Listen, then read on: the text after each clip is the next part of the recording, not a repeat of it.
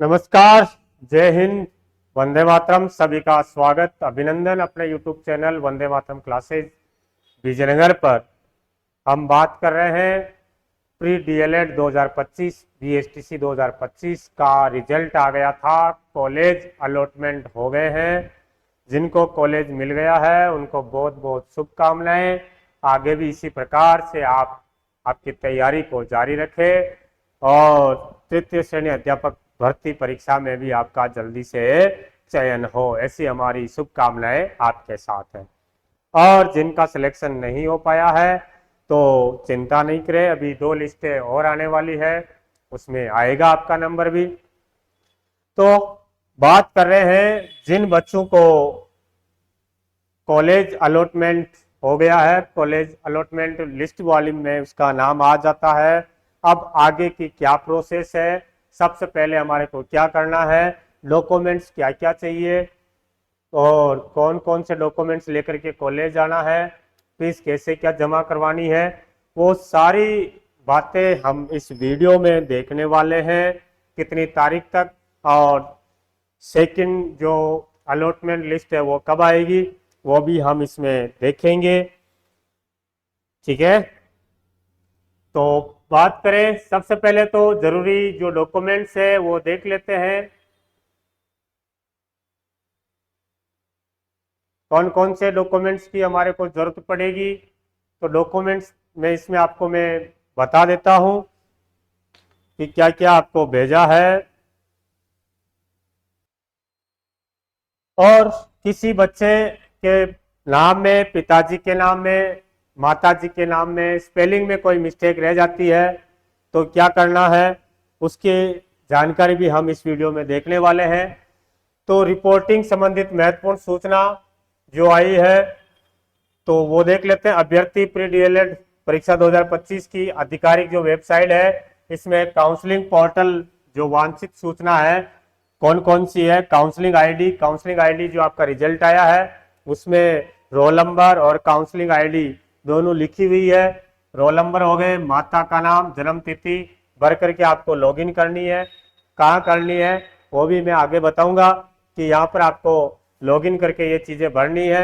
Login करने के बाद में जो अध्यापक शिक्षण संस्थान में आवंटन का अंतरिम पत्र, प्रोविजनल लेटर फॉर रिपोर्टिंग प्राप्त होता है तो अभ्यर्थी वांछित दस्तावेज स्पष्ट रूप से दिखे वो आपको अपलोड करना है। कौन कौन से अपलोड करना है ये भी हम अभी नीचे पढ़ने वाले हैं। वांछित जो भी सूचना मांगी गई है, सूचना भर करके प्रवेश की राशि 13,555 का ऑनलाइन भुगतान अंतिम तिथि तक आपको करना होगा, जो कितनी है 2 तारीख। बट जिनका नंबर आ गया है वो 2 तारीख 2 जुलाई का वेट नहीं करें और आप पहले ही भर करके तैयार रख ले। अभ्यर्थी अपने आवंटित अध्यापक शिक्षण संस्थान में रिपोर्टिंग अंतिम तिथि तक करना सुनिश्चित करें। दस्तावेजों की सूची जो भी अभ्यर्थी को अपने लॉगिन में अपलोड करनी है, कौन कौन सी अपलोड करनी है, तो 10वीं की मार्कशीट है, 12वीं की अंक तालिका मार्कशीट हो गई, वो आपको दोनों अपलोड होगी 10वीं और 12वीं की। हस्तलिखित स्व घोषणा जिसका प्रारूप आगे हम देखेंगे कौन सा प्रारूप है, जिसमें लिखा हुआ है कि मैं सारी चीजें सत्य है और फिर रोल नंबर, साइन, नाम लिख करके आपको उसको अपलोड करना है। एक सादे कागज पर लिखना है, आपके हाथ से ही वो अपलोड करना है। और एक आपकी नवीनतम पासपोर्ट साइज फोटो ये भी यहाँ पर अपलोड होने वाली है। वैध जाति प्रमाण पत्र जो भी आप में है, SC ST OBC MBC EWS, ये भी लगाना है। मूल निवास, विशेष मूल निवास प्रमाण पत्र ये भी यदि है तो। सब कैटेगरी में विधवा, तलाकशुदा, परित्यक्ता, दिव्यांगता, रक्षाकर्मी, पूर्व सैनिक यह भी आपको लागू होता है तो इसमें अपलोड करना है। अभ्यर्थी का प्रवेश पूर्णतः अंतरिम है।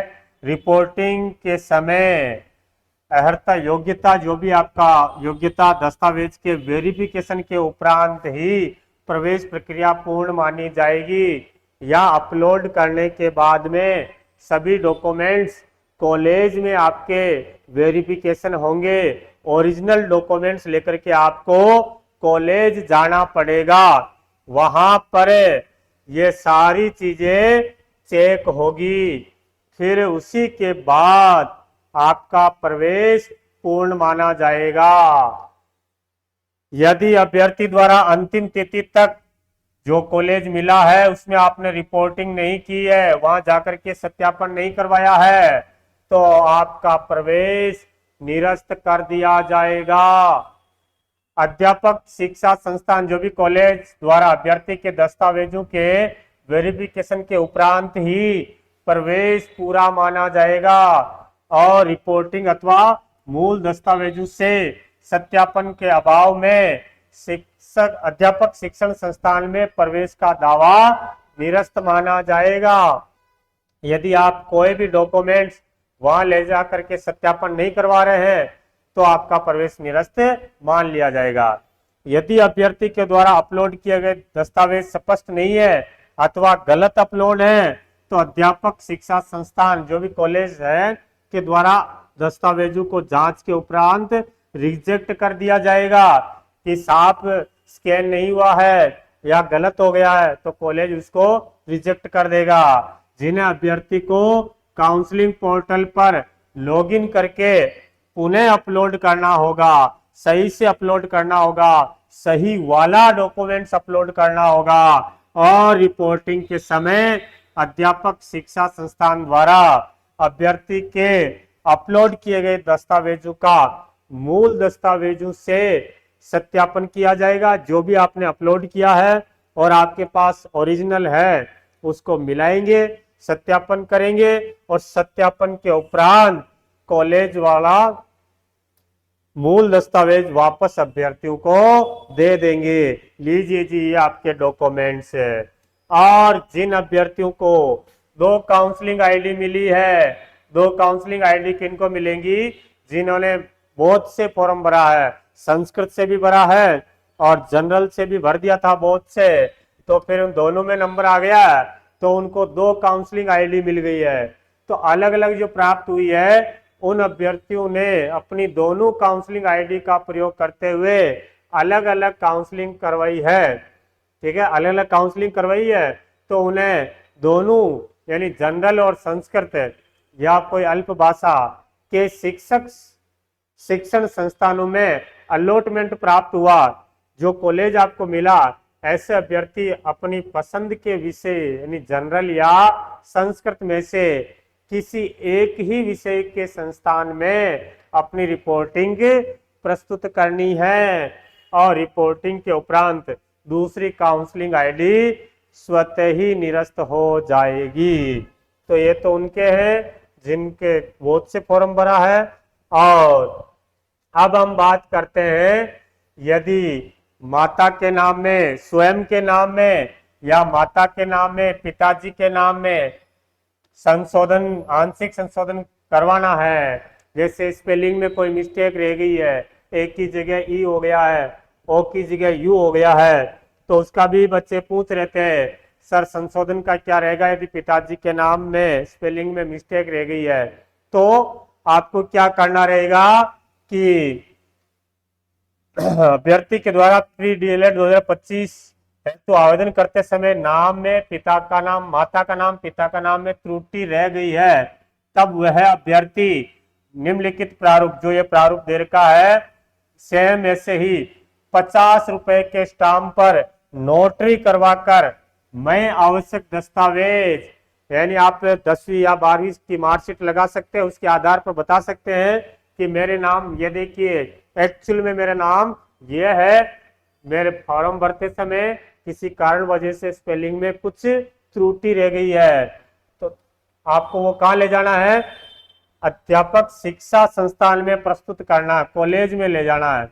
आवश्यक दस्तावेजों की मूल प्रति भी सत्यापन हेतु अध्यापक शिक्षा संस्थान द्वारा मांगे जाने पर आपको प्रस्तुत करना है। जो भी आपको मांग ले, 10वीं 12वीं जो भी चीज मांगे, यदि कॉलेज आपके फॉर्म में या नाम में कोई मिस्टेक है तो आपको बतानी है और सत्यापन उपरांत आपके जो भी डॉक्यूमेंट्स मांगा वो आपको वापस दे दिया जाएगा। लिखना क्या है? तो ये प्रारूप दे रखा है, यहाँ पर फोटो लगेगी, विथ नोटरी, शपथ पत्र ऐसा लिखना है। प्री डीएलएड परीक्षा 2025 के अभिलेख में नाम, पिता का नाम, माता के नाम में संशोधन, जो भी नाम में संशोधन करना है वो लिखना है। समक्ष प्राचार्य, जो आपको कॉलेज मिला है, कॉलेज का पता, शपथ पत्र द्वारा आपका नाम, पुत्र पुत्री, पिताजी का नाम, निवासी, और ये सारी चीजें उसके अंदर आपको टाइप करवानी है।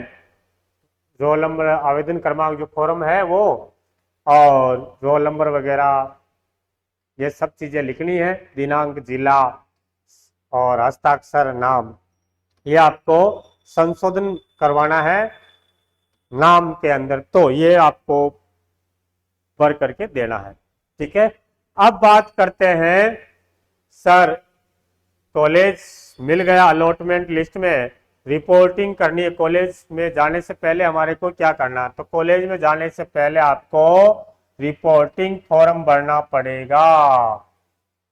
यह रिपोर्टिंग फॉर्म है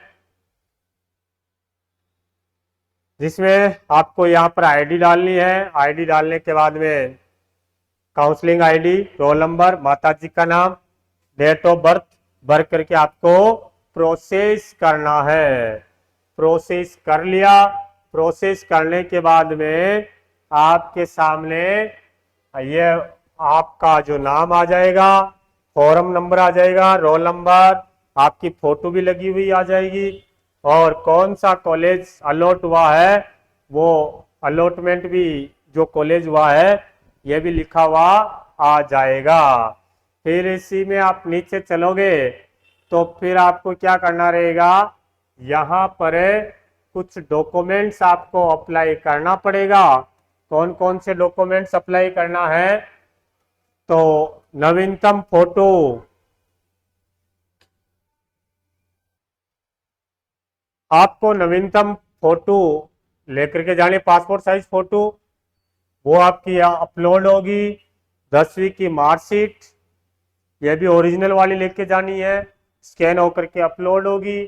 और 12वीं की मार्कशीट, मूल निवास, यह भी अपलोड हो रहा है। जाति प्रमाण पत्र और स्व घोषणा पत्र, यहाँ पर वो अपलोड होगा, जिसमें ये चीजें लिखी हुई है। आप ई मित्र पर है, जहां भी फॉर्म भरने के लिए जाओगे वहां आपको लिखने के लिए देंगे, तो ये चीजें लिखनी है, बता देंगे आपको, टेंशन नहीं लेनी है ना।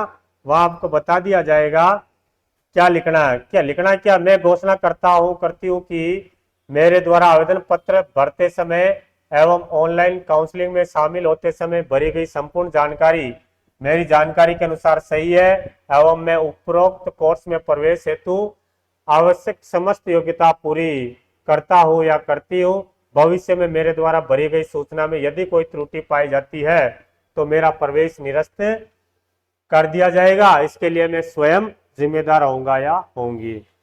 एकेडमिक डिक्टेड वरिष्ठ उपाध्याय है तो आपको उसका भी आपको लिखना है। मार्कशीट भी वरिष्ठ उपाध्याय है तो बोर्ड कौन सा है और ईयर, मैक्सिमम मार्क्स, और फिर यहाँ पर जैसे टिक करके सबमिट कर देना। सबमिट करने के बाद में 13,555 रुपए का जो चालान आएगा, जो फीस है, वो फीस आपको भरनी है। ठीक है। अब और कौन कौन सी इंपॉर्टेंट बात है, फिर यहाँ से जो भी प्रिंट निकलेगा वो ये फॉर्म भरने के बाद जो लेकर के जाना है, और आवेदन में जो फॉर्म लगाया था वो भी फॉर्म साथ में ले जाना, सारे ओरिजिनल डॉक्यूमेंट्स भी साथ में ले जाना, और 3,000 वाला और 13,555 का ये चालान की प्रति भी आप साथ में लेकर के जाओगे।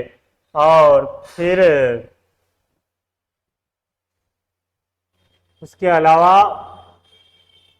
और कौन कौन सी इंपॉर्टेंट डेट है जो हम देख लेते हैं। कितनी तारीख तक आपको जाना है,